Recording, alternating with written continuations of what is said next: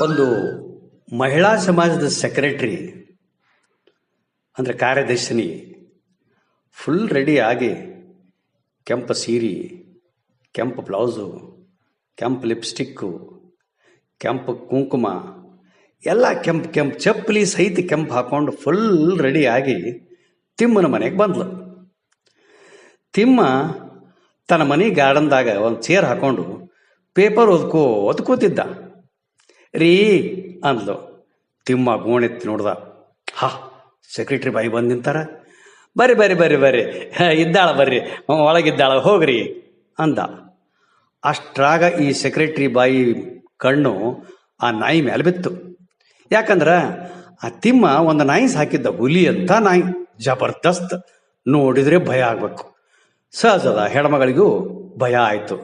ಅಲ್ರಿ, ಈ ನಾಯಿ ಸಾಕಿರಿಲ್ಲ, ಮತ್ತು ನಾ ಒಳಗೆ ಬಂದ್ರೆ ನಾಯಿ ಕಡಿತದೇನು ಅಂತ ಕೇಳಿದ್ಲು.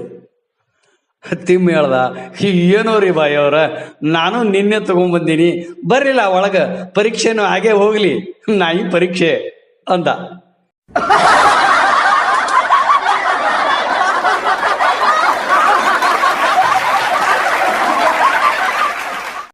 ನಮ್ಮ ತಿಮ್ಮನಿಗೆ ಒಂದು ಸಂತೋಷದ ವಿಷಯ ಏನಪ್ಪ ಅಂತಂದ್ರೆ, ಮಗ ಚಿತ್ರಕಲಾವಿದನಾಗಿದ್ದ. ಮಗ ಬಿಡಿಸಿದ ಚಿತ್ರಗಳನ್ನು ಒಂದೊಂದಾಗಿ ನೋಡ್ತಾ ಕಡೆಗೆ ಸಿಕ್ಕಾಪಟ್ಟೆ ರೇಗ್ಬಿಟ್ಟ ನಮ್ಮ ತಿಮ್ಮ. ಮಗನ ಮೇಲೆ ಕಣ್ಣು ಕೆಂಪು ಮಾಡಿ ಕೇಳೇ ಬಿಟ್ಟ. ಲೋ, ಏನೋ ಇದು ಅನ್ಯಾಯ ಅಂದ. ಅದಕ್ಕೆ ಮಗ ಕೂಲಾಗಿ ಏನಪ್ಪ ಅಂದ. ಅದಕ್ಕೆ ನಮ್ಮ ತಿಮ್ಮ ಏನಪ್ಪ ಅವಿವೇಕಿ, ಬರೀ ಬೆತ್ತಲ ಚಿತ್ರಗಳನ್ನು ಬಿಡಿಸಿದ್ಯಲ್ಲೋ, ಅಸಹ್ಯ ಅಂದ. ಅದಕ್ಕೆ ಮಗ, ಅಸಹ್ಯ? ಮತ್ತೆ ನಾನು ಹುಟ್ಟಿದ್ದು ಹಿಂಗೆ ಅಂತೆ, ಮತ್ತೆ ನೀನು?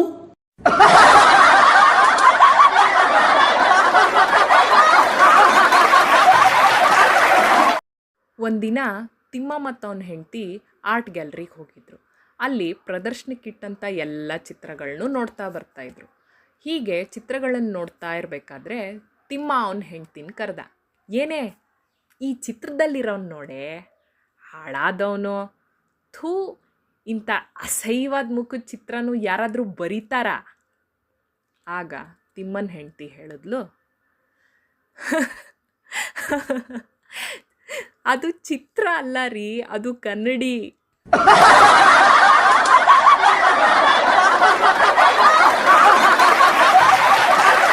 ಒಂದು ಸಲ ತಿಮ್ಮ ಹೆಂಡತಿ ಕರ್ಕೊಂಡು ಪ್ರಯಾಣಕ್ಕೆ ಹೊರಟ. ದಾರಿ ಒಳಗೆ ಒಂದು ನದಿ ಬಂತು. ನದಿ ದಾಟಬೇಕಾತು. ಇನ್ನಿತರ ಪ್ರಯಾಣಿಕರೊಂದಿಗೆ ತಿಮ್ಮ ದಂಪತಿಗಳು ಹರಿಗೋಲ್ನಲ್ಲಿ ಏರಿ ಕುಳಿತರು. ಮಧ್ಯ ನದಿ. ಹರಿಗೋಲ್ ಹೊಯ್ದಾಡಿ ಮುಗುಚಿಕೊಳ್ಳುವಂತಾಯಿತು. ದಿಗ್ಭ್ರಮೆಯಿಂದ ಎಲ್ಲರೂ ಕಿರ್ಚಲಿಕತ್ರು. ಗಾಬರಿಯಾಗಿ ಅಂಬಿಗಾನು ಕೂಕ್ಕೊಂಡ, ಹೆಚ್ಚು ಭಾರವಾದದ್ದನ್ನು ನದಿಯಲ್ಲಿ ಬಿಸಾಕ್ಬಿಡಿ, ಹ್ಞೂ ಬೇಗ ಬೇಗ ಅಂತ. ಅವರಿವರು ಗಂಟೆ ಮೂಟೆಗಳನ್ನು ಎಸೆದ್ರು. ಆದ್ರೆ ತಿಮ್ಮ